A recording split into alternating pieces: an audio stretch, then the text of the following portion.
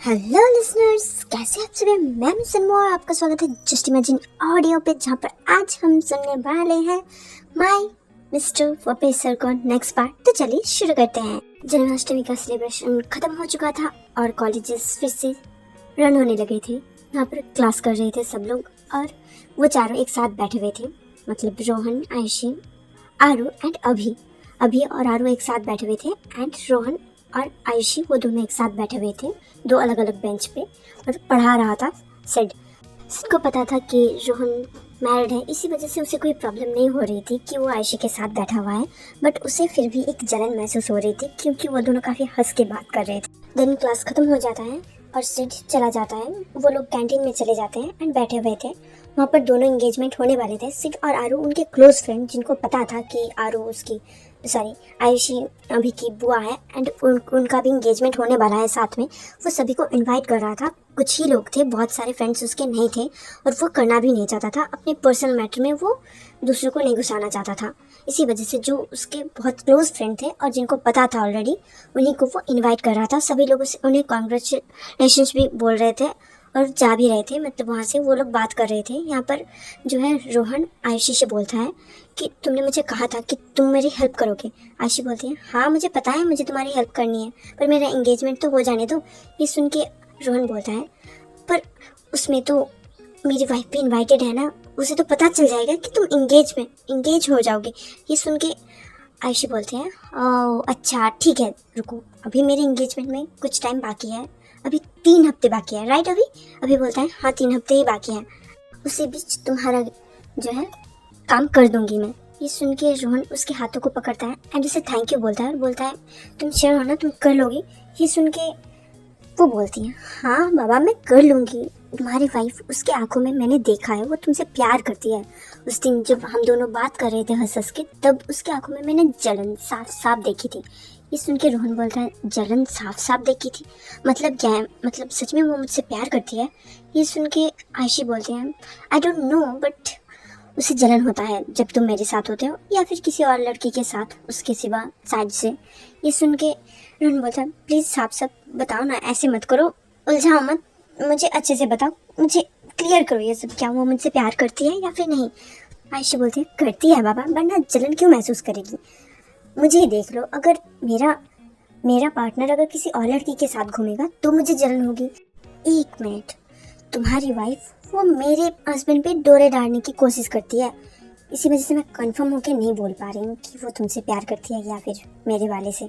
ये सुन के रोहन बोलता है वो उनसे क्यों प्यार करेंगी, वो मेरी वाइफ है ना, अगर वो प्यार करती भी है तो वो मेरे भाई से शादी करने के लिए हाँ क्यों बोला था उसने।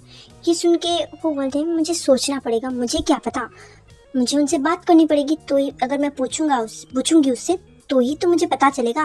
और ऐसे थोड़ी ना मैं बोल सकती हूँ, मैं क्या किसी के माइंड को रीड कर सकती हूँ क्या, मैं माइंड रीडर दिखती हूँ तुम्हें। रोहन बोलता है नहीं ऐसी बात नहीं है, पर तुमने मुझे बोला था कि तुम उससे मेरे प्यार में गिरा के रहोगे। ये सुन के वो मन में बोलते हैं गिराना तो पड़ेगा, वरना वो मेरे हस्बैंड के पीछे पड़ी हुई है। वो बोलती है मुँह से, मतलब जोर से रोहन से कि हाँ मैं हेल्प करूँगी, वरना, और ये बोल के वो चुप कर जाती है। देन वो बोलती है कि जाओ, अगर तुम चाहते हो ये सब करूँ मैं तो आज का ट्रीट तुम्हें देना पड़ेगा। रोहन बोलता है ओके मैं दे दूंगा, ओके। उसके बाद वो जाता है और वहाँ से खाना लेके आता है, देन सबको ट्रीट देता है, मतलब वो चारों में ही खाना खाया जा रहा था। देन सिर्फ वहाँ से गुजर रहा था। वहाँ पर जो कैंटीन है, एक साइड टीचर्स के अलग से होते हैं एंड स्टूडेंट के अलग से होते हैं, वो स्टूडेंट वाला से ही जाना पड़ता है, देन टीचर वाला कैंटीन पड़ता है। वो वहाँ से जा रहा था एंड वो वहाँ पर बैठ जाता है, बोलता है क्या खिचड़ी पकड़ी है तुम सबके बीच में। सिड को ऐसे इतने पास देख के जो है रोहन उसे काफ़ी ज़्यादा डर लगने लगता है, और वो मतलब वो तो उससे ज़्यादा फैमिलियर नहीं है, ये तीनों हैं, वो उसे एज ए प्रोफेसर ही मानता है। आयशी वो बोलती है सिड से एक्चुअली आज हम शॉपिंग पे नहीं जाने वाले, तो हम रोहन को उसी बारे में बता रहे थे। ये सुन के सिड बोलता है हाँ तुम्हें पता है ना हमारा इंगेजमेंट है, तो तुम ज़रूर से आना, तुम्हें तो पता है, भले बाकी कॉलेज को नहीं पता, पर तुम इनके फ्रेंड हो तो ज़रूर से आना। रोहन बोलता है हाँ मैं आऊँगा, कोई बात नहीं है, पर बात ऐसी है कि हम किसी और बारे में बात करें। आयशी ये टॉपिक चेंज कर रही है। ये सुन के आयशी वो बोलती है देखो मैं उसकी वाइफ की और उसके रिलेशनशिप के बारे में बोल रही थी, सिड वो बोलता है पर तुम्हें किसी और के रिलेशनशिप के बारे में क्यों बोलना है। ये सुन के आयशी बोलती है उसी ने मुझसे एडवाइस मांगा, उसे गिफ्ट देना है, उसकी वाइफ भी तो आएगी ना हमारे एंगेजमेंट में। वो थोड़ा सा लीन हो जाती है सिड की तरफ, फिर वो सीधा होती है और बोलती है उसे इसी वजह से जो है उसके लिए एक ड्रेस सिलेक्ट करना है, वो गिफ्ट देगा उसे, देन वही पहन के वो हमारे एंगेजमेंट में आने वाली है, इसी वजह से वो सजेशन चाहता है। ये सुन के सिड बोलता है हाँ तो दे दो, तुम्हारी टेस्ट काफ़ी अच्छी है, तुम्हारे सारे ड्रेसेस काफ़ी गॉर्जियस लगते हैं। एंड देन वो काफ़ी फ्लर्टी अंदाज में उसके साथ बातें करने लगता है। ये देख के जो है रोहन वो एक नया अवतार ही देख पा रहा था सिड का। सिड जो इतना स्ट्रिक्ट रहता है, हमेशा एक ऑरा ही अलग है, वो इतना क्यूट एंड स्वीट बॉय होगा अपने वाइफ के सामने, ये रोहन ने इमेजिन भी नहीं किया था। सिड वो आयशा की तरफ छोड़ के रोहन की तरफ घूमता है और बोलता है एक मिनट, शगुन जो थी ना वो मेरी जूनियर थी जब हम यूनिवर्सिटी में थे, तब उसने अपनी शादी के लिए मुझे इनवाइट भी किया था एंड अपने फियांसे का नाम कुछ और बताया था, तुम्हारा नाम तो रोहन है।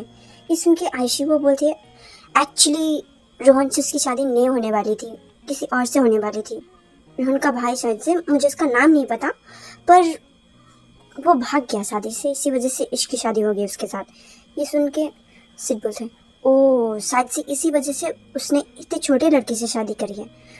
रोहन बोलता है मैं इतना भी छोटा नहीं हूँ, मैं 22 साल का हूँ और जल्दी 23 का होने वाला हूँ। ये सुन के सिड बोलता है हाँ पर फिर भी तुम उससे छोटे हो, वो अभी बस 28 की होने वाली है। सिड और भी बातें करने लगता है रोहन के साथ एंड रोहन बातों बातों में बता देता है, वो काफ़ी इनोसेंट सा था, सब कुछ बक देता था सबके सामने। वो बोलता है कि मुझे नहीं पता कि शगुन मुझे पसंद करते हैं या फिर नहीं, ये जानने में आयशी मेरी मदद करने वाली है। ये सुन के आयशी की तरफ सिड देखता है और बोलता है वो कैसे करोगे। आयशी बोलती है वो मैंने अभी तक सोचा नहीं है, क्या तुम मुझे कुछ आइडिया दे सकते हो।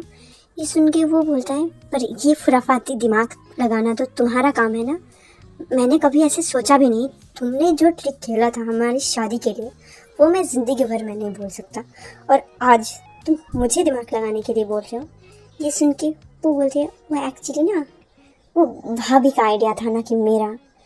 ये सुन के सिड बोलता है अच्छा तो दी से ही मांग लेना कोई आइडिया। देन वो वहाँ से उठ के चला जाता है, मतलब टीचर वाले जहाँ पर खाते हैं, मतलब टीचर के कैंटीन में उस साइड को, वहाँ पर और भी प्रोफेसर बैठे हुए थे। देन वो खाना ऑर्डर करता है, वहाँ पर कैंटीन वाला जो वहाँ पर रहते हैं वो अंकल वो उनको खुद ही सर्व करके आ जाते हैं।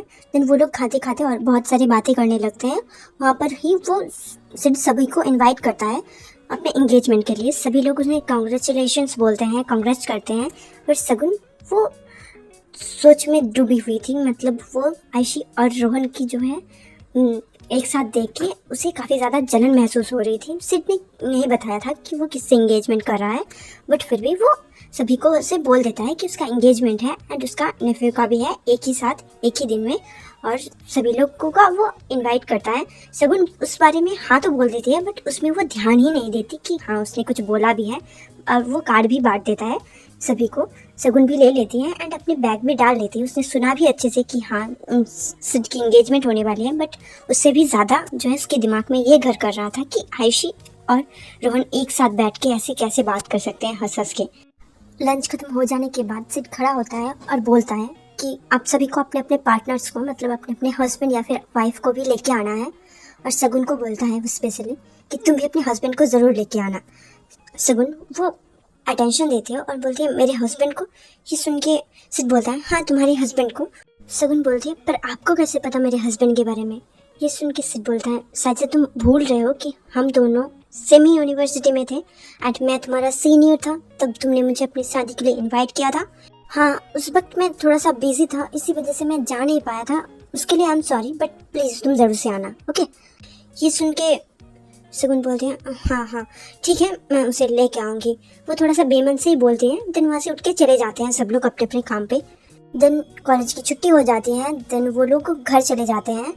आरू वो कॉल करती है रोहन को और बोलती है तुम्हें नहीं जाना क्या शॉपिंग करने के लिए। वो सब लोग रेडी हो चुके थे एंड निकलने भी वाले थे। रोहन की जगह शगुन कॉल उठाती है और बोलती है तुम कौन हो।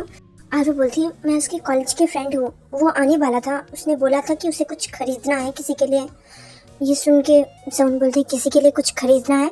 ये सुन के आरू बोलती है माइट भी उसके पार्टनर के लिए खरीदना है, सरप्राइज गिफ्ट देना होगा शायद से, मुझे नहीं पता। वो शायद से किसी से प्यार करता है। ये सुन के शगुन बोलती किसी से प्यार करता है। आरू को बिल्कुल भी नहीं आइडिया था कि किसने कॉल उठाया था। उसे उसके फैमिली बैकग्राउंड के बारे में उतना नहीं पता, बस उतना पता है कि वो शादीशुदा है और उसकी वाइफ जो है वो उनकी प्रोफेसर शगुन है। वो आवाज़ भी पहचान नहीं पाई थी। वो शगुन को बिल्कुल भी पसंद नहीं करती है। नहीं, ऑल यू में जितना हेट करती थी उतना नहीं, इसमें उससे हेट थोड़ा सा कम है। मतलब वो पसंद नहीं करती है एंड ऑल यू में वो हेट करती थी। कहानी पे वापस आते हैं और वो पहचान नहीं पाई थी कि कौन है। रोहन देखता है कि वो किसी के साथ फ़ोन पे बात कर रही है और वो उसका ही फ़ोन है। वो रेडी हो रहा था एंड वो जल्दी से अपनी शर्ट को अपने पैंट्स में टक करता है एंड देन भाग के आता है एंड फ़ोन खींच लेता है उसके हाथों से और वो कॉल जो है वो फ़ोन लेता है और बोलता है हेलो कौन है। ये सुन के आरू बोलती है मैं हूँ आरू और तुम्हें जाना नहीं है क्या, हम लोग निकलने वाले हैं, तुम्हें पिक कर ले। ये सुन के रोहन बोलता है हाँ मैं रेडी हो चुका हूँ, तुम लोग आ जाओ, मैं थोड़ी बाहर तक रहूँगा, उसके बाद तुम लोग मुझे पिक कर लेना। कहाँ से पिक करना पता है ना। आरू बोलती है ठीक है, मोड़ पे तो जहाँ पर रोड आता है तुम्हारे, अंदर नहीं जाना। ये सुन के रोहन बोलता है हाँ मोड़ पे जहाँ पर रोड स्टार्ट होता है मैं वहाँ पर रहूँगा और तुम लोग जल्दी से आ जाओ, मुझे कुछ खरीदना है और किसके लिए खरीदना है वो तुम्हें जानने की ज़रूरत नहीं है। ये सुन के आरू बोलते हैं कौन थी वो, तुम्हारी बड़ी बहन। ये सुन के रोहन बोलता है नहीं सर, आप मेरी कोई बड़ी बहन नहीं है एंड फ़ोन कट कर देता है एंड देन वो शगुन से बोलता है कि वो मुझे कुछ खरीदना है, इसी वजह से वो लोग शॉपिंग में जा रहे थे तो मैं भी जा रहा हूँ। देन वो वहाँ से जाने लगता है। शगुन बोलती है रुको, पैसे हैं तुम्हारे पास। रोहन बोलता है हाँ मेरे पास पैसे हैं, इतने दिनों तक तुम्ही ने मेरा पूरा खर्चा उठाया, मेरा पूरा सैलरी अभी तक मेरे बैंक अकाउंट में पड़ा हुआ है, उससे मैं अपना निजी खर्चा कर सकता हूँ। देन वो चला जाता है वहाँ से। शगुन वो जो है पार्टनर वाली बात सोच के उसे थोड़ा सा जो है डाउट होता है एंड वो सोचने लगता है क्या आयुषी और रोहन के बीच में कुछ चल रहा है और वो आयुषी के लिए कुछ ले रहा है। वो ओवर थिंक करने लगती है बट वो उसे छोड़ देती है एंड अपना जो है कुछ पेपर वर्क करने लगती है। बट उसके दिमाग में वो चल रहा था बार बार, बट वो करने लगती है, अपने आप को डिस्ट्रैक्ट करने लगती है और डिस्ट्रैक्ट हो भी जाती है। देन हम देखते हैं मॉल में वो लोग आ जाते हैं एंड शॉपिंग करने लगते हैं। और आज का ये पार्ट मैं ख़त्म करती हूँ। आई होप आपको पसंद आया होगा। अगर पसंद आया तो ज़रूर से लाइक करना, चैनल को सब्सक्राइब भी करना और कर दो यार, ऐसा मत करो ना, मुझे भी सपोर्ट की ज़रूरत है। Okay, thank you for watching, bye bye.